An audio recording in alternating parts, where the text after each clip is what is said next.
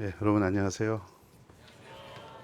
제가 오늘 무슨 느낌이냐면 이 부모 강의잖아요. 맞죠? 예.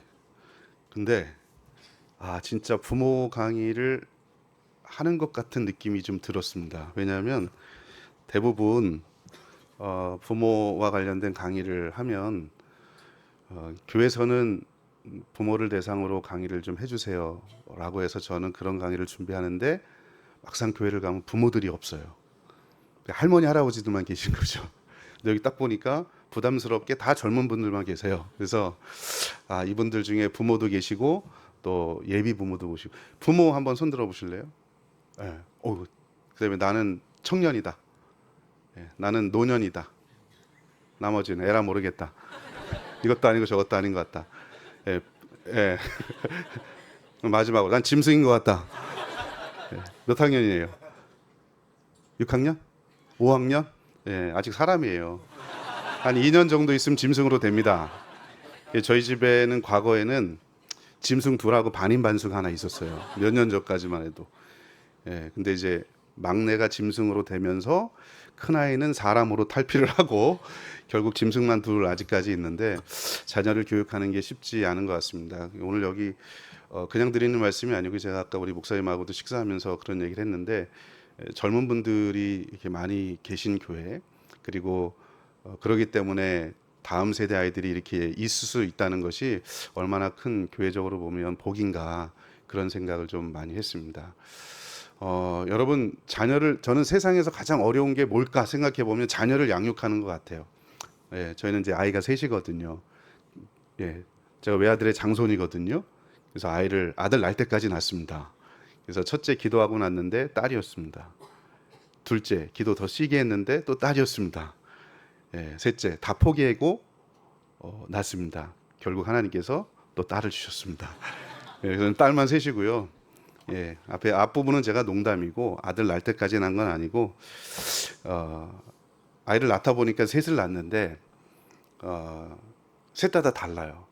첫째는 남자 같은 딸. 그래서 얘는 지금 체대 같습니다. 둘째는 여자 같은 딸. 셋째는 요물이에요. 예, 사람이 아닌 것 같아요. 이 아이를 셋 낳으면서 키우면서 제가 느끼는 게 첫째를 낳고 나니까 세계관이 좀 바뀌더라고요. 그러니까 이제 부부가 결혼해서 둘만 있다가 아이를 하나 낳으니까 세상을 바라보는 관점이 좀 바뀌더라고요. 둘째를 낳으니까 우주관이 인생관이 바뀌더라고요. 그리고 셋째를 낳으니까 이제 우주관이 좀 바뀌어요. 예. 그리고 나서 애 새 키우면서 느끼는 감정은 제가 목사하고 기독교 교육을 전공을 했는데 아기를 키우는 데 있어서 가장 중요한 두 가지는 목소리와 힘이구나. 예. 기독교 교육의 이론이 하나도 안 맞는다. 예. 정말 쉽지 않은 게 그래서 자녀 양육이라는 생각이 듭니다. 여러분들 큰애가 이제 올해 다행히 대학에 들어가서 하나는 해치웠는데 근데 이게 해치우는 게 아니더라고요. 애가 고등학교를 졸업할 때까지는 그나마 부모 품에 있기 때문에 뭔가를 할 수 있는데 오히려 더 큰 영적인 전쟁이 시작이 되는 거더라고요. 그래서 예전에 어른들께서 자식은 부모가 늙어 죽을 때까지 자녀다. 그 말은 뭐냐면 늙어 죽을 때까지 부모가 관심 갖고 기도하고 물론 방향이나 양상은 다르겠지만 자녀를 위해서 뭘 해야 되는 건 부모의 가장 중요한 책임이고 사명이겠다라는 그런 생각이 듭니다.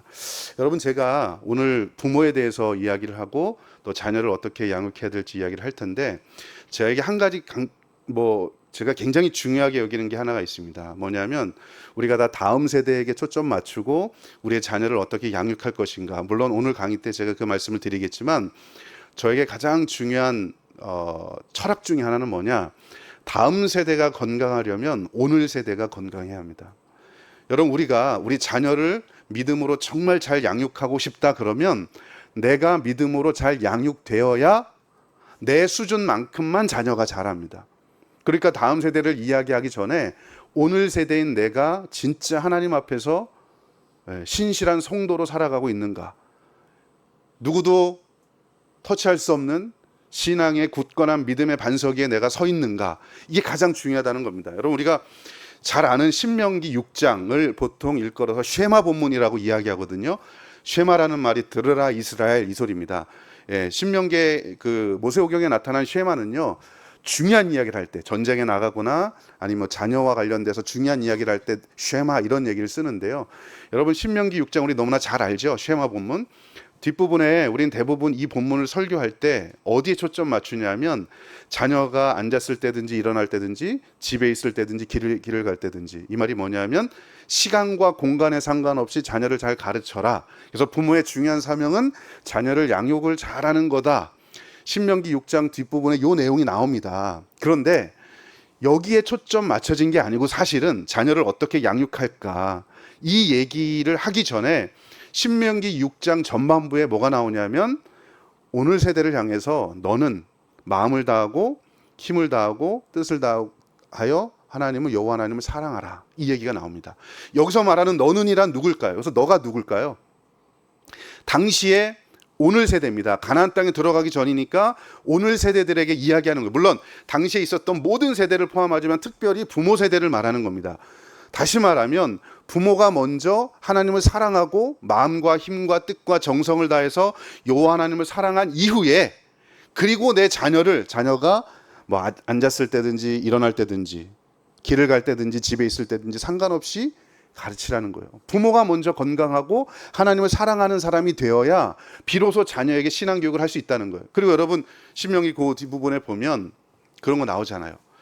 내 이마에 말씀을 붙이고 내 손목에 말씀을 붙이고. 여러분 여기서 말하는 너는 누굴까요? 우리는 부모가 애들의 이마에 말씀 붙여주고 손목에 말씀 붙여서 잊지 않도록 테필린 이런 거 붙여서 하도록 하자, 애들한테 하자, 이 얘기 하잖아요. 사실 여기서 말하는 너도 누구냐, 1차적으로는 부모 세대를 말하는 거예요.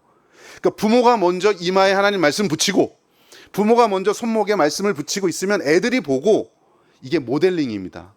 부모가 이렇게 살아가는구나를 애들의 눈으로 자기 눈앞에 있으니까 보고 나도 그렇게 살아가야지, 이거예요. 그러니까 우리는 애들 손목에 매주고 애들 이마에 붙이고 문설주에 붙여서 왔다 갔다 할 때 보게 하고, 그거는 2차적인 거고요. 1차적인 건 부모입니다. 부모. 내가 먼저 여호와 하나님을 나의 삶의 중심에 놓고 어디를 가든지 하나님의 말씀이 내 삶의 가운데 있다.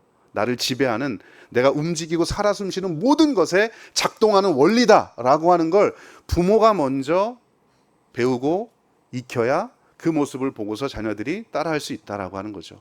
그래서 교육 중에 가장 최종적인, 예수님의 교육도 마찬가지인데 부모에게 있어서 자녀 교육의 가장 중요한 한 가지를 꼽으려면 모델링입니다. 부모가 살아간 만큼만 애들이 살아갑니다. 부모가 말한 대로 아이들도 살아갑니다. 그래서 오늘 우리가 함께 정말 우리 아이들을 어떻게 믿음으로 잘 양육할 수 있을지, 이 말씀 우리 한 구절 읽고 한번 같이 생각해 보도록 하겠습니다. 자, 벌써 한 7, 8분 지났는데 이제 강의 시작하시는데 언제 끝나나 뭐 이러고 있을 것 같은데요. 제가 딱 1시간만 하겠습니다. 걱정하지 마시고, 하다가 기분 나쁘신 분들은 나가셔도 괜찮습니다. 자, 우리 한번 시편 78편 5절부터 8절을 같이 한 목소리로 읽어보겠습니다. 시작. 여호와께서 증거를 야곱에게 세우시며 법도를 이스라엘에게 정하시고 우리 조상들에게 명령하사 그들의 자손에게 알리라 하셨으니 이는 그들로 후대 곧 태어날 자손에게 이를 알게 하고 그들은 일어나 그들의 자손에게 일러서 그들로 그들의 소망을 하나님께 두며 하나님께서 행하신 일을 잊지 아니하고 오직 그의 계명을 지켜서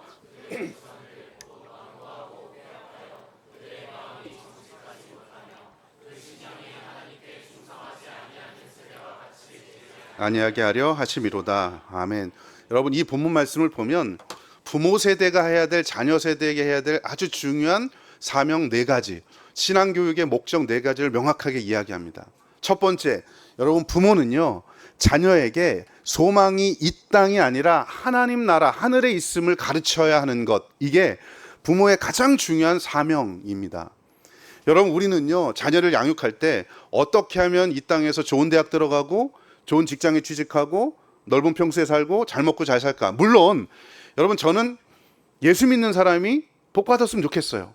우리의 자녀가 좋은 대학 갔으면 좋겠고, 그리고 좋은 직장에 취직하고 좋은 사람 만나서 잘 살았으면 좋겠습니다. 근데 여러분, 그거는요, 수단이지 목적이 아니죠. 목적은 뭐냐? 하나님의 나라와 몸된 교회를 위해서 내가 헌신하는 일꾼으로 살아가는 것, 소망을 이 땅이 아니라 하나님께 두고 살아가는 것, 이게 우리 인생의 목적이에요. 자녀 교육의 가장 중요한 게 바로 그겁니다. 이 땅에 우리가 아무리 오래 살아봤자 100년입니다. 100년 이후에는 천국과 지옥밖에 없어요. 이 땅에 소망을 두고 살아가면 결국은 여러분, 우리 가는 곳은 뻔합니다. 비록 이 땅에서 조금 예수 믿는 것 때문에 어려워도, 고난을 당하고 손해를 보더라도 소망이 하나님께 있는 사람은 그 모든 어려움을 감당할 수 있게 되는 거죠. 그래서 우리는 이 땅에서 나그네의 삶을 살아가도록 우리 자녀들에게 가르쳐 줘야 돼요. 여기가 네 종착역이 아니다. 일일비할 필요 없다. 좋은 대학에 들어갔다고, 그렇지 않는 대학 들어갔다고 슬퍼할 것도 아니다. 왜? 우리의 소망은 하늘에 있으니까. 여러분, 자녀에게 어떤 소망을 가르치십니까? 이 땅에서 어떻게 하면 잘 살 수 있을까?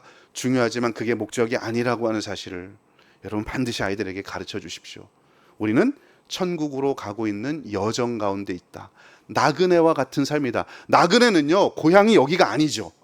고향이 여기인 사람은 나그네라고 부르지 않아요. 그렇죠? 나그네는 지나가는 사람이잖아요. 본향을 향해서 가는. 여러분, 우리 아이들에게 그걸 가르쳐 주셔야 돼요. 그걸, 소망이 하나님께 있음을 가르치려면 두 번째, 이어지는 본문에 나오는 두 번째가 뭐냐면 하나님이 행하신 일을 기억하도록 하는 겁니다. 너의 삶에 하나님이 어떻게 역사하고 계신지, 네가 태어나기 전부터 태어난 순간, 그리고 지금 살아온, 그리고 앞으로 살아갈, 앞으로 생의 모든 삶의 순간순간마다 하나님께서 너에게 어떻게 역사하셨는지를 기억하라는 거예요. 하나님이 행하신 일을 기억하는 것만으로도 신앙교육이 됩니다. 여러분, 성경을 읽을 때 우리가 성경을 꿰뚫을 수 있는 몇 가지 단어들, 개념이 있습니다. 예를 들어 언약이라는 단어로 구약과 신약을 꿰뚫을 수도 있고요. 하나님의 은혜라는 단어로도 구약과 신약을 꿰뚫을 수도 있습니다. 사랑으로도 할 수 있고요. 흩어짐이라는 단어로도 구약과 신약을 쫙 꿰뚫을 수 있는데, 그렇게 성경을 꿰뚫을 수 있는 단어 중에 하나, 그 중에 하나가 뭐냐? 개념 중에 그게 바로 기억하다라는 거예요. 하나님께서는요, 이스라엘 백성들에게 큰 일을 지나고 나면 반드시 하나님이 어떻게 하셨는지 기억하라. 홍해를 건너고 나서 돌들을 주워다가 쌓아놓고, 이거 뭐냐? 후대들에게 기억하는 거예요. 하나님께서 어떻게 역사하셨는지. 절기가 뭡니까? 하나님께서 이스라엘 백성들을 어떻게 돌보셨는지를 기억하게 하는 거예요. 우리 아이들로 하여금 너가 네 혼자 살아가는 게 아니라, 네 스스로 잘나서 살아가는 게 아니라, 네 능력으로 좋은 대학에 들어갔기 때문에 사는 게 아니라, 하나님이 너의 삶에 이렇게 행하셨기 때문에 내가 지금 살아가는 것이다 라고 하는 걸 끊임없이 아이들에게 가르쳐 주셔야 해요. 기억하도록 하는 겁니다. 여러분, 뭘 기억해야 살아가죠. 그죠? 우리 옛날 시골에서 그런 말이 있거든요. 뭘 알아야 면장을 해먹지. 다 서울 사람들이군요. 괜히 커밍아웃 했네요. 저만 시골이라고. 알아야 면장을 해먹죠. 하나님이 행하신 일을 기억해야 감사를 하든 그렇게 살아가든 하잖아요. 기억하게, 그러려면 말씀을 가르쳐야 돼요. 말씀을 가르치지 않는데 어떻게 기억합니까? 게다가 교회에서 몇 분 가르치는 것 같고 절대로 기억하며 못 삽니다. 제가 교사교육 때도 말씀을 드렸는데요. 여러분, 우리 교단에서 2017년도에 조사한 내용이 하나 있어요. 아이들이 일주일 동안 교회 신앙교육으로 얼마나 많은 시간을 보내고 있는가. 특별히 교회에서 보내는 시간이 여러분 88분이에요. 설교를 포함한 예배 전체, 예배 이게 65분, 66분. 선생님하고 성경 공부하는 거 22분, 23분 합치면 88분. 우리가 마음이 좀 넓으니까 2분 추가하면 90분, 1시간 반이고요. 왔다 갔다 하는 시간 30분까지 치면 2시간입니다. 일주일에 168시간인데 그중에 2시간만 교회에서 말씀 배우고요. 가정에서 아무것도 안 배운다 가정해 봅시다. 아마 그게 거의 맞을 것 같은데, 여러분 166대 2예요. 이 2시간 가지고 일주일 동안 살아나가는 시간 동안에 하나님이 행하신 일을 어떻게 기억하며 살아요? 가정에서 주중에 적어도 뭐라도 해야, 신앙교육으로 뭐라도 해야 잊어먹던 거, 까먹었던 것도 기억하죠. 그래서 뒷부분에는 저희 가정에서 아이들 어렸을 때부터 어떤 것들을 가정에서 신앙교육했는지를 한 10가지 정도를 나눌 겁니다. 여러분, 뭘 해야지 기억을 하잖아요. 예. 하나님이 행하신 일을 기억하게 하려면 반드시 부모가 시간을 내서, 시간이 없지만 억지로라도 시간을 내서 뭔가를 하셔야 돼요. 그러면 그 아이가 어떻게 되느냐? 하나님의 계명을 지키는 아이가 됩니다. 여러분, 궁극적으로 말씀대로 살아가도록 하는 거죠. 그래서 여러분, 소망이 하나님께 있고 하나님이 내게 행하신 일을 기억하는 아이, 그리고 하나님의 계명을 따라가면 마지막으로 오늘 시편 78편에 어떤 사람이 되느냐? 세상을 거스르고 거룩한 세대로 살아갈 수 있게 되는 거예요. 로마서 12장에 나오는 이 세대를 본받지 않고, 이거랑 같은 개념입니다. 세상을 거슬러 살아가는 아이가 돼요. 여러분, 저는 우리 아이들을 향한 신앙교육의 목적이 저는 이거라고 생각해요. 세상이 다 예스라고 해도 우리 아이들은 노라고 말할 줄 알아야 되고요. 세상이 다 노라고 이야기해도 우리 아이들은 예스라고 말할 줄 아는, 세상을 거슬러 살아갈 수 있는 아이들로 키우는 게 신앙교육의 목적이어야 합니다. 세상이 다 기타 등등 세속화되고 있고, 여러분 어떤지 모르겠지만 동성애라든지 기타 등등 이런 내용들에 대해서 다 예스라고 해도 아니야 라고 말할 줄 아는, 성경에서 그건 하지 말라고 해, 노라고 말할 줄 아는 사람으로 영적인 근육을 키워야 돼요. 반대로 세상이 진리가 어딨어, 길이 어딨어, 영원한 건 없어, 노라고 얘기해도 아니야, 예수가 곧 길이요 진리요 생명이라고 예스라고 말할 줄 아는 그런 아이들로 키워야 돼요. 너 그런 아이지? 그치? 네. 여기 이 자리에 있을 정도면 그런 아이인 것 같아요. 제가 선생님한테 그런 아이지라고 말할 수는 없잖아요. 그래서 한 거예요. 물론 모습은 아이 같아요. 예. 여러분, 진짜 그런 아이들 쉽지 않아요. 제가 아이 요번에, 저도 고등학교 때까지 내가 그냥 신앙생활 잘하는 줄 알았어요. 착한 애인 줄 알았어요. 고등학교를 졸업하고 세상에 나가서 더 큰 가치관들, 세상의 가치관, 세계관이 밀려오니까, 여러분, 우리 옛날 그런 말 있잖아요. 처녀 때 신앙은 신앙이 아니다, 이런 말 있죠. 그죠? 결혼하고 나서 온갖 갈등들 세파 부딪히면서 신앙이 정말 이게 신앙 지키는 게 어렵다는 거 알잖아요. 애들 고등학교 때까지는 그나마 부모 품 안에 있기 때문에 가능한데, 세상에 나가면요, 정말 세상의 가치관들이 너무나 강력하게 밀려옵니다. 그 강력한 가치관에 넘어지지 않으려면 적어도 부모 품 안에 있는 동안에 신앙교육의 이 시편 78편이 이야기한 이 목적을 끊임없이 가르치셔야 돼요. 누가? 교회가? 아니요. 제가 이따 시간 있으면 말씀드리겠지만, 교회는요 겨우 정말 작은 시간입니다. 그리고 원래 주일학교 예배가 1700년대까지 그 이전에는 없었어요. 1780년대에 주일학교 운동이 일어나면서 그때 시작이 된 거예요. 주일학교가 없었고 지금처럼 다 같이 드리는 예배예요. 그냥 엄마, 아빠, 장로님들, 집사님 다 같이 예배를 드려요. 이게 함께 신앙교육을 다 같이 했단 말이에요. 교회가 하는 일이 아니고요, 가정에서 부모가 해야 되는 일입니다. 여러분, 자녀의 신앙교육이 내가 이 세상에 사는 동안에 정말 가장 중요한 과업이라고, 1순위의 과업이라고 놓고 살아가셔야 돼요. 그렇게 놓고 살아가도 시험 때문에 무너지고요, 친구 때문에 무너지고, 관계 때문에 무너지고, 여러분 그럴 수밖에 없어요. 그렇게 우선순위를 놓고 살아도. 근데 우리 우선순위가 아니잖아요. 저는 우리 부모님들이 다 그런 부모가 됐으면 좋겠고, 이 자리에 특별히 청년들 많이 계신데, 사실 저는요 부모 교육을 하는데 청년들에게 해야 된다고 생각하는 사람 중에 하나입니다. 왜냐하면요, 여러분, 부모가 되고 나서 부모 교육을 시키면 늦어요. 청소년 자녀를 뒀어. 근데 청소년 자녀를 어떻게 양육할까 하면 이미 늦어. 그게 사실은 결혼하기 전에, 아이 갖기 전에 청년들을 대상으로 하는 부모 교육이 저는 맞다고 생각하는 사람 중에 하나입니다. 게다가 여기 물론 청년들이 굉장히 많아요. 물론 얼굴만 청년인 사람도 있긴 하지만 다행인 거죠. 진짜 여러분, 결혼하기 전에 내가 자녀를 낳으면 이렇게 양육해야 되겠다라고 마음을 먹고 가르치셔야 돼요. 근데 여러분, 제가 위로받는 게 있어요. 앞서서 말씀드렸던 자녀 신앙교육 아까 4가지 있잖아요. 이거 다 하는 부모가 없습니다. 저도 못합니다. 좌절할 때도 많고 절망할 때도 많고, 내가 목사인데 내가 그래도 기독교 교육을 전공한 사람인데 내가 왜 자녀의 모습을 보면 왜 이럴까 막 좌절이 될 때도 많아요. 근데 여러분, 성경을 보니까 저보다 더한 인간들이 많더라고요. 위로가 돼요. 여러분, 성경 한번 읽어보세요. 좋은 부모상이 더 많이 나오는지 아닌지 후자가 훨씬 더 많아요. 그게 위로가 돼요. 위로하라고 그 말씀을 주셨는지 모르겠지만 세상에 완벽한 부모가 거의 없어요. 예. 그러나 중요한 거, 그럼에도 불구하고 예, 부모가 자녀 신앙 발달에 정말 중요한 영향을 끼치는 사람이다. 예. 여기서 위로를 좀 받고 시작했으면 좋겠어요. 여러분, 자녀가 적어도 청소년기까지가 왜 중요하냐? 요 시기가 골든타임입니다. 자녀 품 안에 있을 요 시기가 정말 골든타임이에요. 왜냐하면 요거는 지금 우리나라의 통계인데요. 영국의 통계를 먼저 제가 말씀드릴게요. 여기 제가 준비는 안 했는데 영국의 성인들을 대상으로 물어봤어요. 여러분, 언제 예수 믿고 구원받아서 지금 성인이 됐고 집사권사 장로가 됐습니까? 라고 물었더니요, 95%가 저는 청소년기 이전부터, 즉 모태신앙부터 청소년, 예, 요 시기에 교회를 다니기 시작해서 지금 어른이 된 지금도 교회를 다닙니다. 이렇게 응답한 사람이 95%예요. 반대로 얘기해 볼까요? 성인이 돼서 교회를 다니는 사람들은 5%밖에 안 돼요. 그럼 여러분, 95%의 시기, 중고등부 시기까지, 이 시기까지 가장 많은 상호작용을 하는 대상이 누구예요? 아이 입장에서 보면 부모예요. 그러니까 부모가 신앙이 어떠느냐에 따라, 그리고 부모가 자녀에게 어떤 신앙 교육을 하느냐에 따라서 자녀의 청소년기 이후에 얘가 교회를 다닐지 안 다닐지가 결정이 된다는 겁니다. 그 비율이 영국보다는 조금 낮긴 하지만 우리나라도 87%입니다.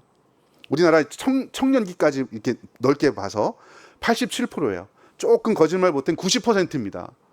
여러분, 그렇더라도 영국보다 좀 작긴 하지만 90% 부모가 자녀를 품에 안고 있을 요 시기가 90%의 가능성의 시기예요.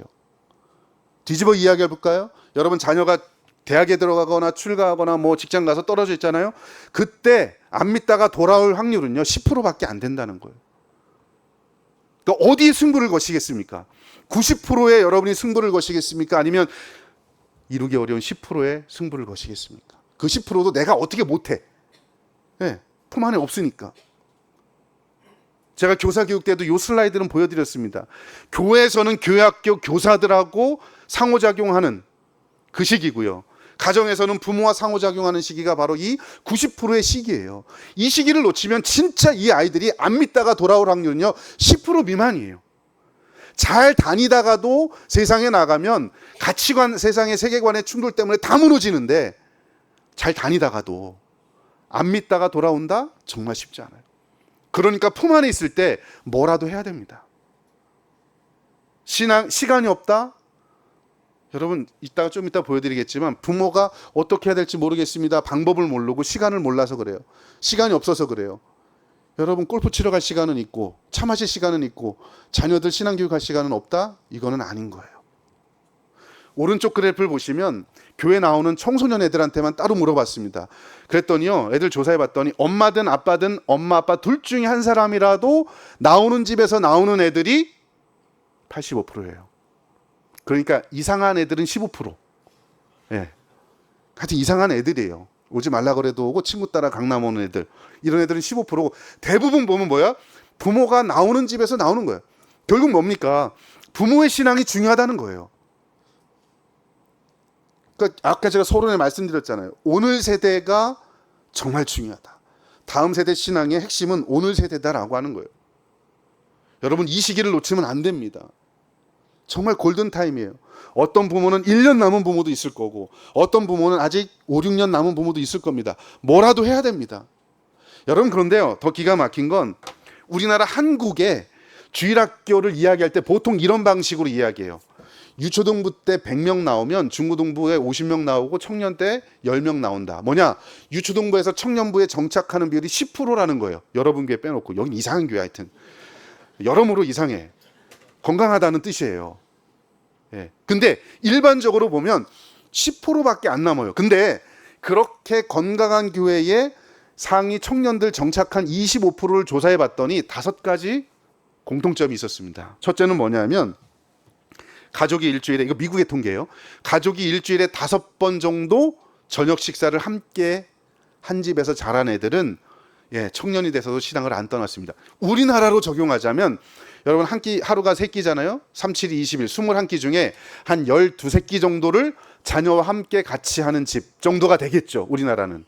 그러니까 그렇게 부모와 식사한다는 게 어떤 의미일까요? 부모의 영향을 받는다는 거죠.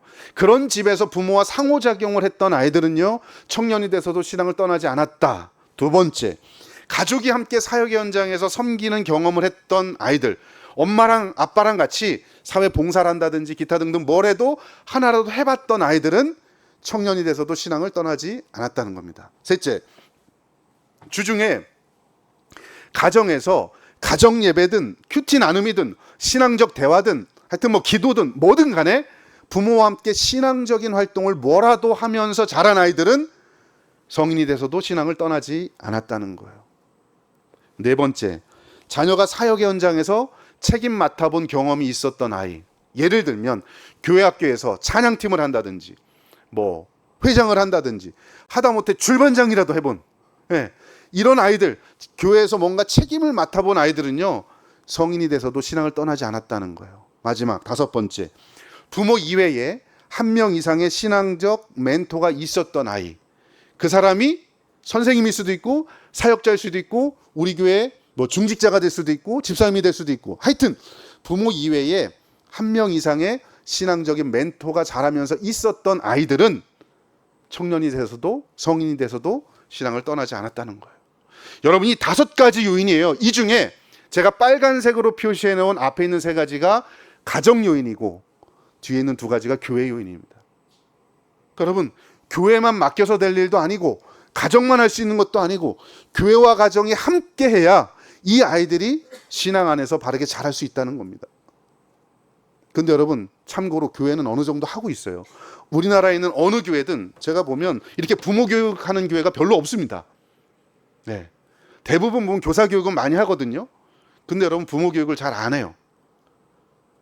근데 여러분, 진짜 부모와 교회가 함께 가야 됩니다. 저는 연구를 계속 하잖아요. 제가 여러 가지 연구를 하는데 결국은 기승전 부모예요.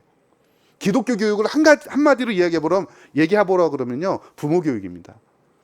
결국은 부모가 살아야 자녀도 살고, 자녀가 살아야 이 교회도 살고, 지역사회, 온 한국, 세계, 여러분 그렇게 되는 거예요. 부모가 살아야 됩니다. 온갖 수치와 통계가 다 보여요. 부모가 중요해. 자, 여기서 퀴즈 하나. 돈은 없습니다. 여러분, 근데 부모가 중요한데 엄마가 더 중요할까요? 아빠가 더 중요할까요? 엄마가 중요하다. 아빠가 중요하다. 네, 둘 다 아니다. 네. 여러분, 누가 중요할까요? 아빠가 중요합니다. 왜 그런지 아십니까? 수학으로 이야기하면 엄마는 상수, 아빠는 변수. 누구만 잘하면 된다? 아빠. 그래서 아빠가 중요해요. 네. 엄마가 중요하지 않아서가 아니라 엄마는 그냥 상수야. 그냥 엄마는 그냥 다 잘해. 여기도 보세요. 여자분들이 여긴 다르네. 아니면 내가 노안이 왔나? 잠깐만. 여기 남자분들이 꽤 되네요. 그래도 여성분들이 한 70% 이상 되잖아요. 예. 우리나라 종교를 막론하고 종교성이요, 여성들이 훨씬 높습니다. 예. 왜 그런지 아십니까? 왜 여성들이 종교성이 높을 것 같아요? 뭐가 많아서? 한이 많아서. 예. 남편한테도 기댈 수 없죠. 자식 다 떠나죠. 내 몸은 갱년기가 와갖고 울그락불그락하죠. 예. 나를 알아줄 사람은 누구밖에 없다? 한이 많아서 그래. 농담인 것 같죠? 실제 그래요. 우리나라 여성들, 전 세계적으로도 여성이 종교성이 훨씬 더 남자보다 높습니다. 근데 여러분, 여기 보시면 제가 재밌는 자료를 발견했는데요. 이쪽 스위스 인구주택 총조사하고 그 다음에 그 USC 대학의 연구 자료를 좀 찾아봤는데, 여러분 왼쪽 한번 보시면요, 아빠와의 관계도가 어떠느냐, 즉 엄마는 그냥 좋아, 엄마랑은 좋은데 아빠랑도 관계가 좋은 아이들은요, 자녀의 헌신도가 56%입니다. 그런데 엄마랑은 좋은데 아빠랑은 관계가 낮아, 자녀가 종교적인 헌신도가 36%로 뚝 떨어집니다. 누가 중요하다? 아빠. 이런 강의 누가 들어야 된다? 아빠. 그런데 여기 누가 없다? 아빠. 이런 아빠는 좋은 아빠예요. 오빠 아니죠? 아니, 얼굴 보니까 오빠 같아. 네. 오늘 커피 한 잔 벌었네. 얘들아, 오빠야 아빠야? 아빠야. 그렇구나. 근데 되게 젊으시다. 피부과 어디 다니는지 좀 알려주세요. 여러분 오른쪽도 마찬가지입니다. 여기 보면 부모가 출석하는데 교회에 엄마는 상수야. 여기도 그러니까 엄마는 다 다녀. 근데 엄마는 다니는데 아빠가 안 다닌다. 성인이 된 자녀가 교회 출석하는 비율이 39%. 엄마는 다니고 아빠가 불규칙적으로라도 다닌다. 62%. 엄마도 아빠도 정기적으로 다닌다. 74%로 늘어나요. 그러니까 여러분 누가 중요한 거예요? 아빠가. 네. 우리나라도 그렇고 대부분 보면 여러분 아이들이 엄마 뱃속에 있잖아요. 엄마랑은 기본적으로 태어나기 전부터 애착 관계가 형성이 돼 있어요. 그래서 애증의 관계가 늘 있어. 우리 애들도 보면 그렇더라고. 지지고 볶다가도 또 울면 엄마한테 가고 막 이래요, 애들이. 그러니까 엄마랑은요 이런 태생적 애착이 돼 있어요. 근데 아빠는 내가 10달 동안 이거 있는 거 아니거든요. 그러니까 이게 아빠랑은 좀 달라. 예. 저도 지들 제가 다 먹어 살리는데도 저한테는 뭐 이런, 요번에도 어버이날 때 보니까 엄마한테 뭐 줬는데 저한테 뭐 없더라고요. 이것들이. 그래서 제가 용돈을 깎기로 했습니다. 정신 차려보라고. 여러분 아빠가 정말 중요해요. 아빠가 잘하면 아빠가 가정 안에서 신앙교육이라도 뭐라도 하고 자녀와 함께 뭐라도 활동. 요즘은 예전하고 달리 아빠들이 자녀하고 뭔가 같이 교제하고 교류하는 게 이상하지 않잖아요. 근데 저희 아버지 그 또래만 해도요 근엄한 집에서 제가 자랐거든요. 딱 보시면 알겠지만 제가 뼈대 있는 집안에 자랐어요. 예, 외아들의 장손입니다. 그러니까 뭐 아버지하고 뭐 웃으면서 뭐 한다? 꿈도 못 꿔요.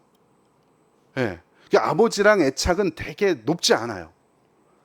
근데 여러분 그게 오히려 반대로 아버지와 애착이 높고 아버지와 친밀하고 특히 신앙적인 영향을 아버지로부터 받은 아이들은요 곁길로 가지 않아요. 저 이거 보면 확신했습니다.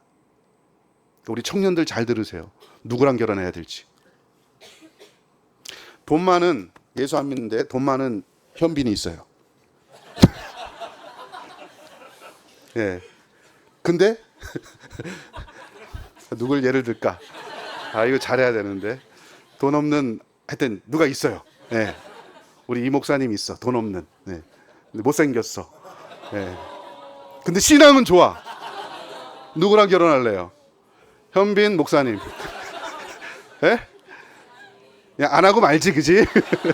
독신으로 살겠다. 예. 진짜 여러분, 청년들 잘 들으세요. 예. 경제적인 거 중요하고 그 사람 성실성이나 이런 거 당연히 보셔야죠. 근데 여러분 그 기준의 핵심이 뭐냐? 신앙이에요. 그건 나의 결혼하고 나서 나의 신앙과도 연결되지만 우리 다음 세대 그리고 또 다음 세대 계속해서 영향을 미치는 거예요. 제 주변에 신앙적 체험도 있고 정말 병에서 고침받은 신앙적 체험이 아주 명확한 사람 있었어요. 근데 안 믿는 사람하고 결혼해서 결국 신앙을 지금 결혼 생활 오래 했는데 신앙을 제대로 갖지 못한 사람이 얼마나 많은지 몰라요. 여러분 그렇게 여러분 진짜 제대로 믿는 우리 남자들 이런 사람 찾는 게 정말 중요한 것 같아요. 여장도 마찬가지고요. 부모가 함께 모델이 돼서 자녀를 신앙적으로 양육하는 게 얼마나 중요한지. 여러분 여기 보시면 이게 아버지가 2021년이면 코로나 시기거든요. 아버지가 자녀 신앙교육에 관여를 한다 55%, 관여하지 않는다 45%. 요거는 코로나 때 집에 있었기 때문에 그런 것 같고요. 그 전에 제가 조사한 바에 의하면요, 부모가 자녀 신앙 교육에 관여하는 비율은 3분의 1밖에 안 됩니다. 30여 %. 예, 관여를 안 한다 거의 65, 6% 정도 돼요. 그러니까 아버지가 자녀 신앙 교육에 별로 관심이 없습니다. 그리고 더 중요한 건 뭐냐? 가정에서 자녀 신앙 교육, 작년에 조사한 내용이에요. 신앙 교육을 얼마나 하느냐에 대한 질문을 했는데요. 여기 보시면 인성 교육, 자녀가 성품이 좋은 아이로 자랐으면 좋겠다. 교육합니다. 지성교육, 진로교육, 우리 아이들 공부 잘했으면 좋겠다. 교육합니다. 그런데 그거에 비해서 신앙교육, 내 아이가 정말 신앙적으로 바르게 자랐으면 좋겠다. 이게 지금 믿는 사람들을 샘플로 한 거거든요. 신앙교육 중요합니다. 그래서 내가 합니다라고 하는 비율은요, 제일 낮아요. 이게 지금 우리 부모의 현실이라는 겁니다. 몇 가지 이유가 있겠죠. 뭐 교회가 알아서 하겠죠. 이런 마음도 있겠고. 그래서 여러분 여기 보시면 두 번째 여기 보시면 본인이 내가 자녀 신앙교육의 주체라고 하는 사실은 알고 있어요. 그런데 왜 못하느냐? 시간이 없어서가 제일 많고요. 어떻게 해야 될지 몰라서. 두 번째 거는 제가 오늘 말씀을 드릴 거예요. 첫 번째, 시간이 없다. 이거는 무조건 시간을 내셔야 돼요. 여러분, 저라고 뭐 시간이 남아날까요? 목사라고 시간이 남아날까요? 절대 그렇지 않습니다. 왜? 없는 시간이지만 우선순위를 어디에 두느냐. 내 신앙 중요하고 자녀의 신앙이 중요하니까 그 어떤 시간보다 자녀와 함께 신앙 교육하는 시간을 내가 억지로라도 만들어야 되겠다. 여러분, 이런 의지가 정말 중요한 거예요. 뭐라도 그래서 하나 해야 되는 거죠. 어떻게 하는지 모르겠다? 좀 이따 제가 살펴드릴게요. 자, 여러분, 부모와 사역자의 신앙, 특별히 부모의 신앙이 왜 중요하냐? 여러분, 여기 보시면 지금 항목이 있는데, 자, 예수님이 유일한 구원의 길이다. 우리 다 아멘이실 거예요. 성경은 우리를 인도하는 하나님의 말씀이다. 아멘이 될 겁니다. 그죠? 동의하시죠? 절대 진리가 존재한다. 아멘이 될 겁니다. 하나님 알고 사랑하고 섬기는 것이 존재의 이유다. 아멘일 겁니다. 하나님께 순종하는 것이 삶의 성공이다. 아마 아멘일 거예요. 근데 여러분, 이게 미국의 통계인데요. 좀 놀랐습니다. 근데 여러분, 여기서 보시면 사역자와 부모가 별로 높지 않죠. 그죠? 이거에 대해서 예스라고 우리는 다 이게 아멘이잖아요. 근데 이거에 대해서 그렇습니다라고 대답하는 비율이 사역자와 부모가 높지 않으니까 자녀는 그보다 훨씬 낮아요. 이게 뭘 말할까요? 부모의 신앙만큼만 자녀가 잘한다는 거예요. 부모가 하나님을 경외하지 않는데 자녀가 신앙이 좋다? 진짜 특이한 거예요. 네. 부모가 11조 하지 않는데 자녀가 11조 한다? 진짜 이상한 애들이에요. 네. 주일을 정말 부모가 중요하게 여기지 않는데 자녀가 교회 나온다? 그 부모가 버리고 자기 놀러 간 거겠죠. 이상한 거예요. 자녀는요, 사역자와 부모의 신앙만큼만 잘합니다. 그러니까 우리가 중요한 거죠. 이렇게 중요한데 더 큰 문제는 뭐냐? 자녀 신앙 교육을 아웃소싱합니다. 여러분, 아웃소싱이라고 들어보셨죠? 누구한테 맡기는 거예요. 회사에서 누구한테 용역을 주는 거예요. 맡기는 거예요. 자녀 신앙 교육을 아웃소싱해. 여러분, 자녀의 기독교 세계관 형성이 2살에서 넓게 보더라도 13살까지, 그러니까 엄밀히 말하면, 아주 보수적으로 말하면 초등학교 졸업하기 전까지 세계관이 거의 형성이 됩니다. 여러분, 자녀 키워봐서 아시겠지만 중학교 고등학교만 가도 지 생각이 명확해지고 분명해져서 부모 말 잘 안 들어요. 그러니까 초등학교 졸업하기 전까지가 기독교 세계관이 형성될 가장 중요한 시기인데, 보수적으로 보면. 그런데 그 시기에 자녀 신앙 교육을 아웃소싱을 해요. 다른 사람한테 맡겨요. 주로 어디냐? 교회에 맡깁니다. 근데 여러분, 아까 말씀드렸죠. 겨우 2시간이에요. 168시간 중에 2시간에 맡기고, 내가 오늘 교회 애들 데리고 갔다 왔으니까 내가 아무것도 안 해도 되겠지. 절대로 안 된다는 거예요. 주중에 뭐라도 하셔야 돼요. 제가 요 그래프도 여러분 기억하실지 모르겠지만 교사들 교육할 때 한번 보여드렸어요. 예. 여러분, 여기 동그라미 3개가 사람의 성장하는 단계입니다. 사람입니다. 사람이 전인격적인 존재라고 보통 말하는데, 전인격이라고 할 때 지, 정, 의를 말합니다. 말씀을 들었잖아요. 생각하잖아요. 알잖아요. 알면 정, 열정이 생기게 됩니다. 뜨거움이 있죠. 뜨거움이 생기면 의지적으로 손과 발을 움직여서 행동하게 돼 있어요. 그래서 여러분, 신앙이란 건 지, 정, 의가 통합된 사람이 성숙한 신앙인이라고 부르는 거예요. 근데 자연적인 인간 발달 단계상, 더 쉽게 이야기하면 애들이 어리면 맨 첫 번째 아래에 있는 요 단계입니다. 혹은 어른이어도 안 믿다가 중간에 예수 믿은 사람은 바로 요 첫 번째 단계 신앙인입니다. 무슨 얘기냐? 지정의가 통합이 안 돼요. 말씀을 들었다고 열정이 생기고, 열정이 조금 있다고 해서 내가 일주일 삶을 살아야지 말씀대로, 이렇게 못해요. 그죠? 이런 신앙을 지식적인 신앙이라고 부르고 초보적인 신앙이에요. 근데 그러다가 신앙교육을 잘 받다 보면 두 번째가 돼요. 여기 보면 겹쳐지는 부분 조금 있죠? 요게 에센셜 비잉이라고, 본질적 자아입니다. 신앙이란 바로 요거예요. 아는 대로 느끼고 느낀 대로 살아가는, 100%는 아니지만 그래도 중첩되는 부분, 요게 진짜 신앙이에요. 체계적으로 신앙이 된 거죠. 그러다가 오래 신앙생활하고 말씀 듣고 하다 보면 세 번째 단계가 되는데 여러분 거의 완벽하게 되진 않아요. 우린 죄인이기 때문에 죽는 순간까지 천국 가면 이게 완벽하게 되겠죠. 근데 이 땅에 사는 동안에는요 완벽하진 않지만 지정의가 이렇게 상당 부분 통합됩니다. 뭐냐? 아는 대로 느끼고 느낀 대로 살아내는 사람. 이게 신앙교육의 목표입니다.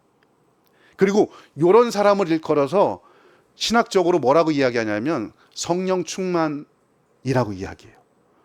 성령 충만한 게 여러분 기도원 갔다 와서 목 쉬고 할렐루야 하는 게 성령 충만이 아니고 성령 충만은 말씀을 들었잖아요. 들었으면 내가 살아야지라고 하는 의지가 생기잖아요. 그리고 실제로 일주일 동안 살아내는 사람, 들은 대로 느낀 대로 행동하는 사람이 성령 충만한 사람이에요. 이게 기독교 교육의 목적입니다. 목표고 목적이에요. 근데 여러분 흥미로운 건 뭐냐면 이게 왔다 갔다 해. 예. 비록 어느 순간에 내가 열심히 신앙생활하고 수련회 갔다 왔는데 3단계인 것 같아. 근데 3단계인 줄 알았더니 또 한 달 지난 다음에 보니까 2단계야. 예. 그러다가 어느 순간인가 보니까 저 밑에 인간 쓰레기 같아 내가. 나를 보더라도. 내가 지금 교회 다니는 건지 내가 신앙인인 건지 하나님이 믿어지기도 하고 이게 왔다 갔다 해요. 그래서 기독교 교육이 필요한 이유가 그거예요. 한 번 설교 들었다고 여러분 사람이 이렇게 성숙해지나요? 아니에요. 왔다 갔다 해. 그래서 매일 들어야 돼. 주일날도 들어야 되고 수요일날도 들어야 되고 필요하면 새벽기도도 들어야 되고 그 역할을 하는 사람이 누구냐? 교사예요. 부모예요. 매일매일 말씀을 가르쳐줘야죠. 교회에서 가르쳐주는 사람이 교사고 가정에서 가르쳐주는 사람이 부모예요. 교사와 부모가 없으면 절대로 위로 못 올라갑니다. 네, 가르쳐주는 사람이 있어야죠. 근데 더 기가 막힌 건 뭔지 아십니까? 여러분 예를 들어 내가 2단계야. 우리 부모와 교사가 2단계야. 여러분 부모가 2단계면요 애들은 절대로 2단계 이상으로 갈 수 없습니다. 여러분 교회 영성은 여러분 신앙이 아무리 좋아도 담임 목사님의 신앙을 뛰어넘을 수가 없어요. 동의하지 않는 세 분이 계신데 여러분은 목사님보다 신앙이 좋을 수 있다고 생각하시나요? 여러분 교회, 이 교회 영성은요 경건은 담임 목사님 영성을 뛰어넘을 수 없어요. 아무리 높아봤자 담임 목사님 영성만큼만 잘합니다. 그럼 여러분 내 자녀가 진짜 성령 충만한 3단계 신앙인으로 기르고 싶다. 그럼 부모가 몇 단계여야 해요? 3단계여야 해. 부모는 2단계, 1단계인데 자녀 교회 보내놓는다고 3단계 될까요? 안 됩니다. 그래서 가정에서 부모가 뭐라도 하셔야 돼요. 안 하면 절대로 안 됩니다. 애 신앙을 못을 보면서 얘 왜 신앙이 이 모양일까? 그러면 아, 내 신앙이 이 모양이구나 라고 보시면 돼요. 저는 이 남한테 얘기하는 게 아니라 저한테 얘기하는 겁니다. 우리 애들도 똑같습니다. 제 신앙만큼만 잘할 겁니다. 말씀드렸던 대로 여러분 교회가 다가 아닙니다. 교회 보내놓고 아, 난 오케이 이게 아니에요. 자, 그래서 이제 15분 남았습니다. 10분에 시작했으니까 제가 8시 10분에는 마쳐드릴 테니까 너무 이렇게 근심 어린 표정으로 저를 보지 마십시오. 사실 이제 반 했습니다. 근데 어쨌든 뭐 하다가 못하면 그냥 가죠 뭐. 어차피 한 번 오고 말 거니까. 그럼 뭘까요? 저 결혼했습니다. 그렇게 보지 마시고. 자, 이렇게 중요해요. 그래서 이제는요 교회만도 안 되고 가정만도 안 된다. 교회와 가정이 함께 해야 된다. 정말 신앙의 바톤을 우리 자녀들에게 어떻게 물려줄 수 있을까? 여러분 교회가 해야 될 일이 있고 가정이 해야 될 일이 있습니다. 자, 교회가 해야 될 일부터 먼저 간단하게, 교회가 해야 될 일은 대체적으로 시스템적인 거예요. 여러분의 교회가 그렇게 하고 있을 수도 있어요. 일단 한번 제가 말씀을 드릴게요. 여러분 이제는요 교회의 구조를 제가 볼 때는 부모의 발달 단계에 맞춰서 구역 편성이나 교구 편성을 하는 게 좋습니다. 무슨 얘기냐? 여러분 전통적인 우리 한국 교회의 교구나 구역 편성은 지역 단위로 돼 있어요. 전통적으로. 그죠? 그 같은 지역 안에서 같은 구역은 이렇게 구성되어 있습니다. 권사님도 있고 신혼부부도 있고 청소년기에 자녀를 둔 부모도 있어요. 그런 전통적인 구조에서 좋은 점은 뭐냐? 오늘 세대인 성인들을 위한 성경 공부에서 신앙이 성장할 수 있는 건 오케이, 좋아요. 그런데 그 안에서 자녀 신앙 교육과 관련된 건 나누기 어려워요. 예를 들어 권사님은 이미 자녀를 다 양육한 사람이에요. 청소년기 자녀를 둔 부모는 자녀와 함께 대화를 어떻게 이게 되게 중요해. 예. 애가 유치부 아주 어린 애는요, 대화법이 중요한 게 아니라 애착관계 형성이 되게 중요한 거예요. 키워드들이 달라요. 그러니까 여러분, 이제는요, 다음 세대 친화적으로 만약에 우리 교회를 만들고 싶다 그러면 부모 발달 단계에 따라서 교구 편성을 하면 좋겠다. 이게 갈린스키라는 사람의 이론인데요. 6단계로 이 사람은 나눴어요.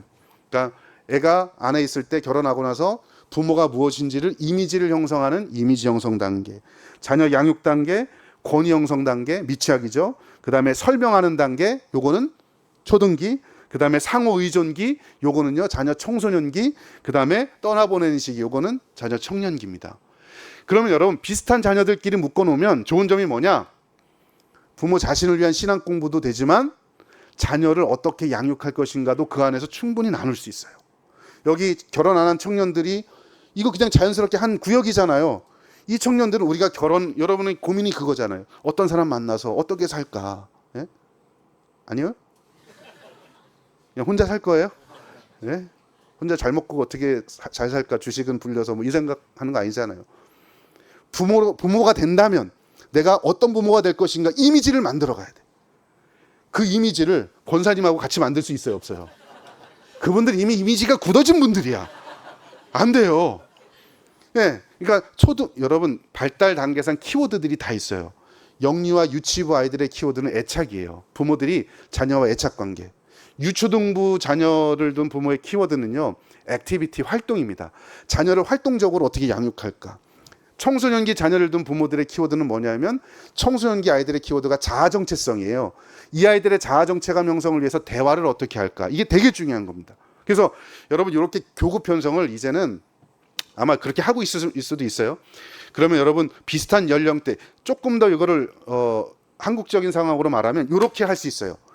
예, 아까 그렇게 전체 구조를 만들 수도 있고 그게 처음부터 어려우면 단계적으로 비슷한 연령대의 자녀를 둔 엄마들끼리 모아주는 거야. 그래서 엄마 커피 브레이크. 예를 들어 초등학교 자녀를 둔 부모들끼리 정기적으로 만나. 중학교 엄마들끼리 만나.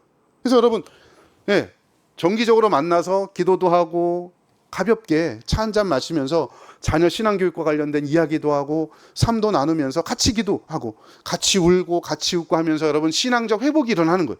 그렇게 커피 브레이크를 소그룹을 만들어주면 좋겠다.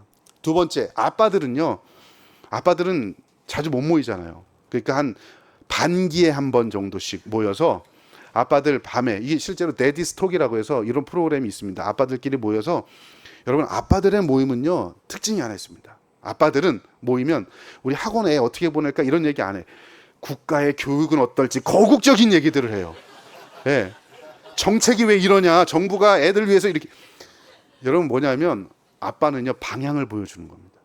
그러니까 이게 실제로 그래요. 아버지는요 자녀 신앙에 방향을 설정해 주는 사람이에요. 엄마는 신앙의 정서를 돌봐주는 사람이고 같이 울어주고 같이 안아주고, 애가 쓰러졌을 때 걱정하지 마, 같이 울어주고 엄마랑 같이 울어줄게. 예, 아빠는 방향을 보여줘야 돼요. 그래서 아빠 소그룹의 의미가 따로 있습니다. 그래서 여러분 아까처럼 교회가 교구 편성을 아예 할 수 있으면 좋고, 그게 아니면 이런 내용을 가지고서 소위 말하는 지금 구성되어 있는 교육 부서별로 부모 모임을 만들어 주시면 돼요. 그렇게 부모 모임을 만들고 나면 이런 내용들이 있죠. 이게 부모 발달 단계에 따른 그 단계에 맞는 부모 교육들이에요. 이런 내용들을 하나씩 해주시면 부모가 역량이 생겨요. 아, 자녀를 이렇게 양육해야 되겠다. 그래서 이 부분은 교회가 해야 될 일입니다. 그래서 여러분 교회가 해주시고요. 자, 지금부터는 한 10분 남았는데요. 그러면 가정에서 부모가 어떻게 할까? 교회는 나름대로 시스템을 만들어주고 가정에서 부모가 우리 자녀 신앙 교육을 실제적으로 어떻게 할까? 아까 제가 그래프 보여드렸죠. 자녀 교육을 못하는 몇 가지 이유. 첫째, 시간이 없어서. 둘째, 방법을 몰라서.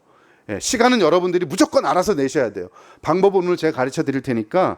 근데 이 방법들은 사실 저희 그냥 제가 가정에서 다 해봤던 것들이 한 10가지 정도인데, 애들이 어렸을 때 하고 지금 안 하는 것들도 꽤 되고요.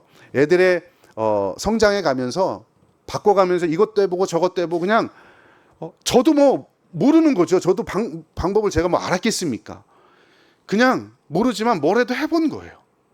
예, 그 중에 성공한 것도 있고 하다가 그만둔 것도 있고, 그런데 효과가 우리 가정에는 없었지만 다른 가정에 있을 수도 있어요. 제가 이거 소개할 테니까 한번 보세요. 첫째, 가장 중요하면서도 가장 못하는 게 뭐냐? 가정 예배인데, 근데 여러분 가정 예배는 반드시 하셔야 됩니다. 저희 가정 같은 경우 이런 순서로 일주일에 한 번 가정 예배를 합니다.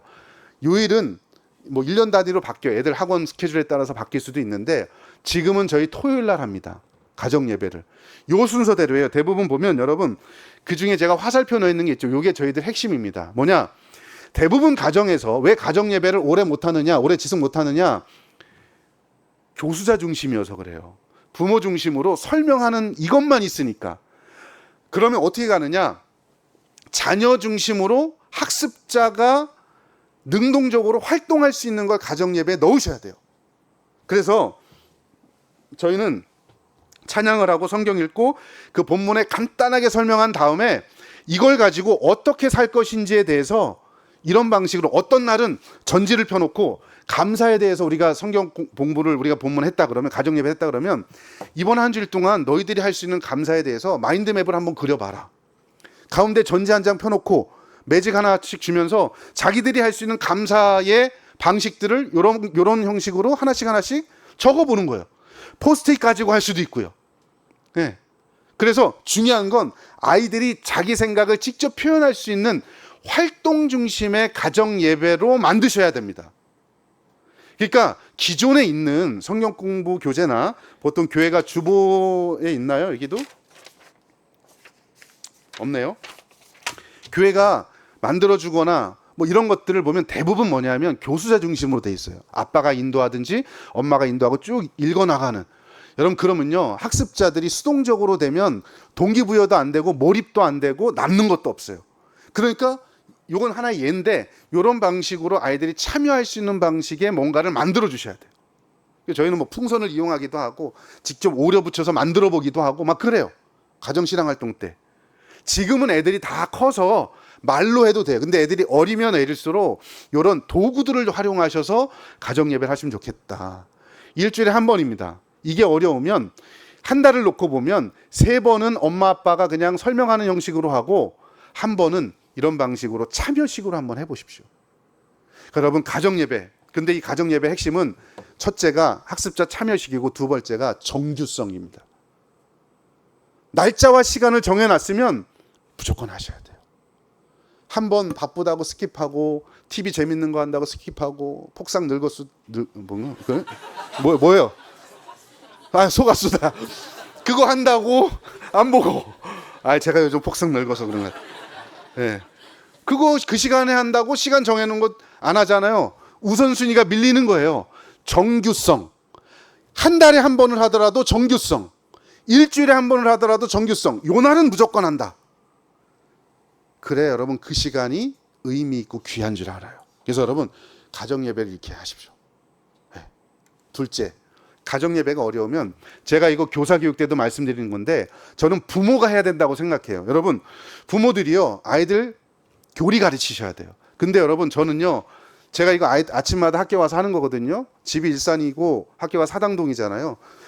일찍 나와야 돼요. 자유로 타려면 맨날 막혀갖고. 그래서 학교 도착하면 한 6시 반에서 7시 사이예요 저는. 그럼 그때부터 9시까지 제 시간인데 그때 거의 제일 먼저 하는 게 뭐냐면 우리 가족 단톡방에 소이름 문답 하나씩 올려주는 거예요. 여러분 소이름 문답 책 있죠? 우리 교단에서 나온 책이 있어요. 한 3, 4천 원밖에 안 돼. 돈 없으신 분들 목사님 두 분한테 물어보세요. 여러분 그거 가지고서 소이름 문답을 그대로 쓰세요. 가족 단톡방에. 그리고 엄마나 아빠가 느낀 점을 한 서너 줄을 적으세요. 예를 들어 제일 1번 사람의 제일 되는 목적은 무엇입니까? 답 하나님을 영화롭게 하고 그를 영원토록 즐거워하는 겁니다. 밑에 아빠는 이번 한 주일 동안 혹은 오늘 하루 동안 이렇게 하나님께 영광 돌리는 삶을 살고 싶어 해놓고 올리면 여러분 아이들이 아침에 저희 아이들이 한 7시쯤 일어나거든요. 일어나서 애들 보통 제일 먼저 뭐 해요? 여러분 자녀들 통성기도 하는 분 없죠? 대부분 뭐예요? 핸드폰 봐요. 일어나자마자. 어차피 핸드폰 보는 거 제일 먼저 교리로 하루를 시작할 수 있도록 만들어주면 돼요. 매일 하기 어려우면 엄마랑 아빠랑 정하세요. 화요일하고 예를 들어 목요일이다. 그러면 화요일 날은 무조건 아빠가 올려줘. 네, 목요일 날은 엄마가 조금 일찍 일어나서 2번. 그 다음 주 화요일은 아빠가 3번. 목요일은 엄마가 4번. 이런 방식으로 가족 단톡방에 하나씩이라도 올려주시면 가정 예배가 어려우면 이렇게라도 하시면 돼요. 교리가 여러분 왜 중요하냐? 교리는요, 기준을 세워주는 겁니다. 이단에 제일 잘 빠지는 사람들이 성경은 조금 아는데 교리를 모르는 사람들이 이단에 빠져요. 왜요? 이단들은요, 교리가 딱딱딱 자기들 체계가 있거든요. 근데 이단한테 딱 들어보니까 내가 그동안 알고 있었던, 파편적으로 알고 있었던 성경 구절들이 여기 딱딱딱 맞아. 홀딱 넘어가는 거예요. 그래서 여러분, 성경을 주일날 성경을 스토리로 배우는 건 교회에서 가르쳐 주잖아요. 가정에서 부모가 교리를 명확히, 그래서 신앙의 뼈대를 만들어줘야 안 흔들려요. 저희 집은 소위르 문답 끝났고요. 하이델베르 문답도 끝났고, 지금 제가 안식년 끝나고 와서 지금 요즘에 계속 올려주는 건 뭐냐? 우리 교단에서 나온 학습 세례 문답 있잖아요. 하나씩 올려줍니다. 예. 제가 학교 가는 날은 거의 매일 해요. 하나씩. 학습 세례 문답. 학습 세례 문답도 이거 교리 내용하고 비슷해요. 여러분, 이렇게 해서 예배가 어려우면 부모가 일주일에 2번만이라도 이거 해주세요. 어려우세요? 어려워도 하셔야 돼요. 여러분의 신앙을 진짜 자녀가 본받게 하고 싶으시면. 셋째, 기독교 세계관 교육. 저희 가정 예배 드릴 때, 일주일에 한 번 드릴 때, 요 책을 가지고 그냥 가정에서 가정 예배를 했습니다. 한 4개월 동안. 그래서 기독교 세계관이 여러분, 성경을 스토리로 알잖아요. 교리를 알잖아요. 성경과 교리를 삶에 적용할 수 있도록 알려주는 게 기독교 세계관이에요. 우리 아이들이 실제로 성경적 세계관을 가지고 진로를 어떻게 정할까? 배우자는 어떻게 정할까? 정치는 어떻게 봐야 될까? 여러분, 이 모든 것들이 기독교 세계관이 결정합니다. 그래서 아예 고등학교를 졸업하기 전에 기독교 세계관을 가르쳐 주셔야 돼요. 저희 총신대학교는요, 여기 제자들이 많은데 1학년 무슨 과와 상관없이 1학년 1학기 15주, 2학기 15주 무조건 금요일 날 제일 집에 가고 싶은 오후 3시부터 6시까지 15주씩 기독교 세계관을 들어야 돼요. 그 들은 인간들이 여기 있고 저기 있고 저기 있어요. 예. 그렇게 들어도 쉽지 않아요. 근데 여러분, 우리 아이들 진짜 기독교 세계관 가르쳐 주셔야 돼요. 그러지 않으면 여러분, 지금처럼 여러분 정치에 대한 기독교 세계관이 없으면 어떻게 되죠? 고향에 따라서 선거할 때 투표하는 거예요. 우린 그러면 안 돼요. 누가 더 성경적 가치와 공약을 가지고 왔느냐를 보고 찍어야 되죠. 세계관이에요. 진로를 결정할 때 직업의 의미가 뭐고 하나님이 원하시는 직업이 뭔지를 기독교 세계관을 바라볼 수 있어야. 돈은 많이 벌어. 근데 주일 지키기 어려워. 그럼 그거 포기할 수 있어야죠. 조금 상대적으로 덜 받아도 내가 마음껏 신앙생활을 할 수 있어. 그럼 여러분 뭘 선택해야 될지 아이들에게 관점과 기준을 형성해 주는 게 기독교 세계관이에요. 이거 교육 가정에서 하셔야 돼요. 고등학교 졸업하기 전에 반드시 하십시오. 저희 가정에서 했죠, 아이들하고. 그래도 쉽지 않아요. 제가 이거 하면서 애들한테 그랬어요. 니네 고마워하라고. 아빠가 저자 직강이니까 니네 기뻐하지도 않고 즐거워하지 않죠. 아빠가 이걸 왜 써갖고 우리가 이거 하고 있냐 뭐 이러고 있어요. 그래도 여러분 기독교 세계관을 가르쳐 주셔야 돼요. 그게 어려우면, 예배도 어렵고 다 어려우면 여러분, 요거 저희 아이들이 어렸을 때인데 침상머리 교육입니다. 요 하나씩 사주고요. 애들 한 9시나 요때쯤 애들 어릴 때 잘 때 눕혀놓고 아빠가 문을 읽고 애들이 답을 읽어요. 하루에 하나, 잠자기 전에. 그리고 그거에 대해서 1분 정도 제가 설명해주고 기도해주고 재우는 거예요. 여러분, 예배가 어려우면 이거 할 수 있잖아, 그죠? 이거 살 돈이 없어요? 없으면 누구한테 요청하라고? 딱 나오네. 여기나. 그래서 이거 가지고서 애들한테 하나씩 주고, 애들 어리면 다 눕혀놔요. 눕혀서 해요. 저희는 그냥 이렇게 보면서 아빠가 문을 읽을게, 너희들 답을 읽어. 그렇게 하고 기도하고 재우는 거예요. 예배가 어려우면 이거라도 하십시오. 이게 침상머리 교육이에요. 그 다음에 여러분, 뭐 도구를 사용하는 게 어렵다 그러면 그냥 애들 잠자기 전에 일주일에 한 2번 정도만 애들 눕혀놓고서 엄마 아빠가 가서 손 얹고 기도해 주세요. 잠잘 때. 여러분, 하나님께서 부모에게 주신 가장 큰 권세가 뭔지 아십니까? 자녀 축복하는 권세예요. 자녀 머리에 손 얹고 기도해 주시고, 청소년은 말고. 청소년 애들한테 했던 큰일 납니다. 애들 어릴 때 손 얹고 기도해 주세요. 목사님에게만 주신 특권이 아니에요. 부모가 자녀에게 할 수 있고요. 그래서 저희 애들 어렸을 때 눕혀놓고 안수기도 하고, 그리고 가끔씩, 자주는 안 해요. 애들 자고 나면 제가 밖에서 포스트잇에다가 선아야 뭐 이렇게 살았으면 좋겠어, 너 축복해 해놓고서 애 자고 나면 그때 방에 딱 붙여놓고, 애가 아침에 딱 일어났을 때 부모로부터 축복받는 언어를, 문장을 보면서 그냥 밖에 하루를 시작하는 거예요. 이렇게 해도 되는 거죠. 가정 예배가 어렵다, 교리가 어렵다 그러면 자녀를 축복하는 거, 이것만으로도 여러분 큰 의미가 있습니다. 침상머리 교육이에요. 또 침상머리 교육, 저희가 잠이 오는 잠언 어플을 하나씩 다 깔아요. 그리고 나서 똑같은 어플을 깔고서 잠언이 31장이거든요. 매일 하나씩 하면 한 달이면 읽을 수 있어요.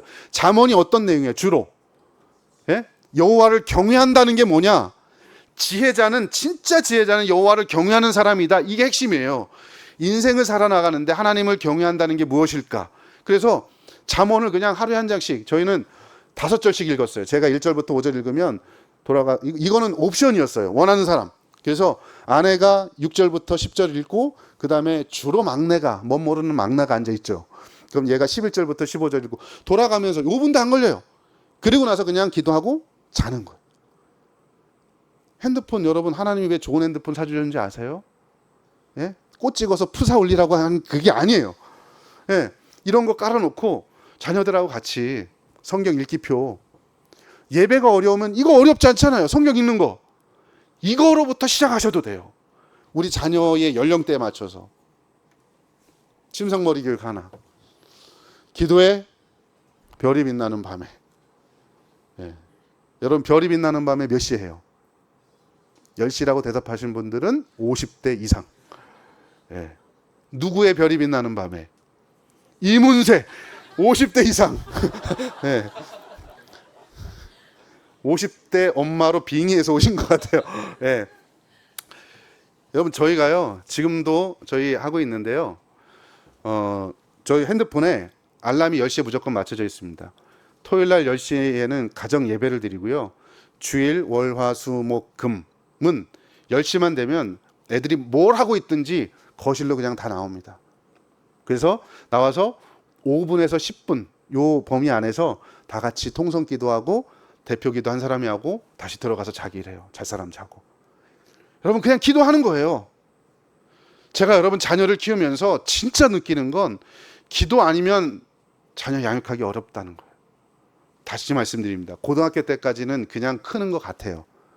크는 게 아니에요. 근데 크는 것 같아요. 그게 어디서 드러나느냐? 애들이 대학교 들어가고 나면 여러분, 세상에 세파에 여러분 애들이 넘어가는 얼마나 많은지 몰라요. 부모가 기도하지 않으면요 다 넘어갑니다. 기도하는 거, 일부러 시간 내는 거 쉽지 않아요. 여러분, 제가 보통 10시에 자거든요. 지금 벌써부터 졸려요. 저는 지금 이제 오후에 저녁에 뭐 강의해달라 그러면 진짜 힘들어요. 제자가 하니까 제가 여기 온 거예요. 지금 안 믿네. 지금 이 닫고 잘 준비를 하고 있어야 돼. 근데 여러분, 10시에 피곤하지만 그냥 매일 하는 거예요. 자녀가 늦게 오는 날이어도 부모들이 그냥 부모들끼리 둘이만이라도 같이 모여서 기도하는 거예요. 10시에 울리면 그냥 무조건 자동으로 밖에 나와서. 이거 할 수 있잖아요. 예배가 어려우면 이거라도 할 수 있잖아요. 제가 만든 거예요. 기도의 별이 빛나는 밤이라고. 이거라도 하셔야지. 애들이 어렸을 때는요, 내비게이터에서 나온 성경 구절 하나씩 나눠주고서요, 이번 주 하나만 외우자. A-1. 그래서 뭐 자기 책상 위에 붙여놓기도 하고, 저는 차에 붙여놓기도 하고, 오며 가며 일주일 동안 한 구절만 외우고, 수요일 날 저녁 먹기 전에 다 같이 모여서 암송하고 기도하고 밥 먹는 거예요. 하나님 말씀이 우리 삶의 지표라는 걸 보여주는 거죠. 여러분, 이거 한 주일에 하나만 하면 1년에 52구절 얻게 돼요. 이거라도 하십시오. 가정예배가 어려우면. 또 밥상머리 교육. 그냥 감사. 아까 성경 구절 가지고 하기 어려우면 일주일에 한 번 정도 저녁 먹기 전에 이번 한 주일 동안 우리가 했던 삶에서 경험했던 것 중에 감사거리 하나씩만 내보자. 이야기하고 같이 기도하고 밥 먹는 이거라도 하십시오. 가정 예배가 어려우면 이건 할 수 있잖아, 그렇죠? 방법 제가 지금 가르쳐 드리는 거예요. 롤스데이 나이트 하브루타. 여러분 이거 요즘도 하고 있는데요. 아이들 저희들 교회 갔다가 오는 차 안에서 혹은 집에서 주일날 뭐 하느냐? 애들한테 두 가지를 제가 물어봅니다. 야, 너 오늘 교회에서 주일학교에서 배운 게 뭐니? 둘째, 그걸 가지고 어떻게 살아갈 거니? 두 가지를 물어봅니다. 애들이 어렸을 때는 1호부터 물어봤어요. 야, 1호 오늘 뭐 배웠어? 어떻게 살 거야? 그럼 이거 배웠어 이렇게. 2호, 3호. 근데 1호가 사춘기 들어가면서부터 대답을 안 해. 그래서 3호부터 시작하기로 3호부터 해봐. 이거 해요. 애가 어리니까. 2호도 대답을 하는데 1호는 이제 뭐 이러고 있어요. 그래도 여러분 말씀을 교회에서 들었으면 부모들이 대부분 뭐 물어봐요? 주일날 애들한테 뭐 물어봐요? 대부분의 부모가 안 물어봐. 근데 물어보는 부모가 있어요. 근데 뭘 물어봐요? 오늘 교회에서 재밌었니? 재미있으라고 간 거 아니에요.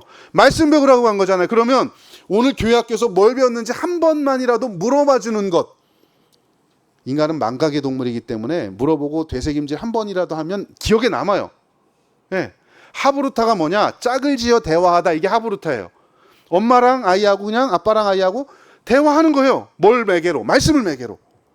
이렇게라도 하십시오. 어려우면. 마지막. 제가 아까 신명기 말씀드렸죠. 다 어려우면 삶의 본이라도 되십시오. 아니, 본이 되십시오. 이게 가장 중요한 신앙교육의 방법입니다. 여러분 이 그림이 어떤 그림인지 아세요? 제가 7분이 지나서 참 죄송합니다. 어떤 그림인지 아세요? 누가 그렸게요? 일단 내가 그린 게 아니라 관심 없죠. 예. 빈센트 반 고흐가 그린 그림입니다. 여러분 고흐가요 목사님 아들이에요. 이 사람이 이 그림의 제목이 뭐냐? 첫걸음입니다. 여러분 이 그림을 잘 보시면 이제 스토리가 이런 것 같아요. 그림의 제목이 첫걸음이니까 아빠가 봄날에 열심히 이제 일을 하고 있는데 엄마가 자녀를 데리고 있다가 아내 데리고 있다가 애가 걷네 갑자기 애가 첫걸음을 뗀 거야. 그래서 애를 데리고 아빠한테 온 거야. 아빠한테 보여주려고. 첫걸음이니까. 여러분 여기서 아빠와 엄마의 역할을 잘 보십시오. 여러분 아빠는요 기준을 보여주는 겁니다. 그죠? 자, 아이 첫걸음 걸을 때 얼마나 두렵겠어요. 어디로 가야 될지 어떻게 해야 될지 모르잖아. 아빠가 야 일로 와야 돼. 다른 곳으로 가면 안 돼. 아빠 여기 있어. 여기를 보고 와. 인생의 기준은 하나님 말씀이야. 여호와 하나님이 네 삶의 중심이야. 이게 기준이야. 라고 하는 걸 보여주는 게 아빠의 역할입니다. 엄마는요. 첫걸음을 걷는 애가 얼마나 두렵겠습니까? 넘어질까봐, 다칠까봐, 까질까봐. 그때 괜찮아. 엄마가 옆에 있어. 엄마가 같이 울어줄게. 엄마가 같이 기도해줄게. 신앙의 정서적 동시 역할을 하는 게 엄마입니다. 여러분 그러므로 신앙교육은요. 엄마 아빠가 함께 온 가족이 같이 하는 거예요.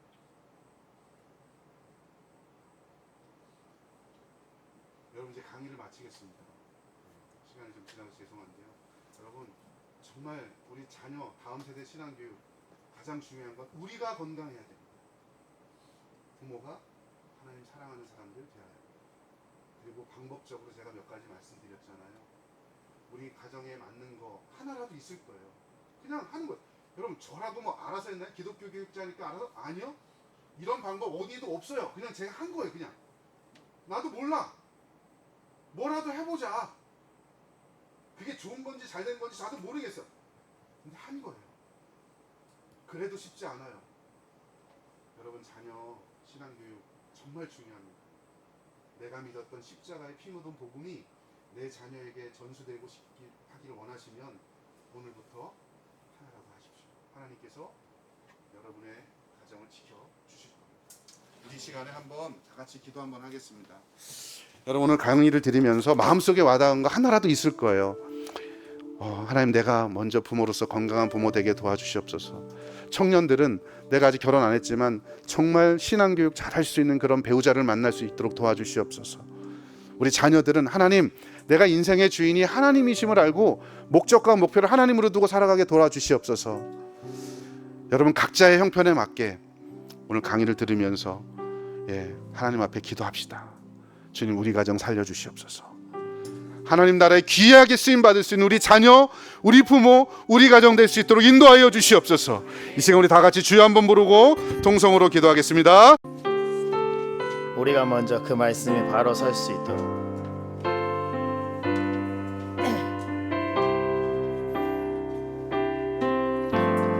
말씀 앞에서 경외함으로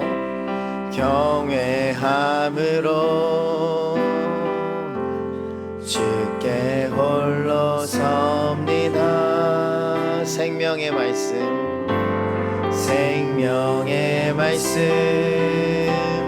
읽고 순종해 주를 예배한. 다시 한번 말씀 앞에서 경외함으로 말씀 앞에서 경외함으로 주께 홀로 섭니다. 생명의 말씀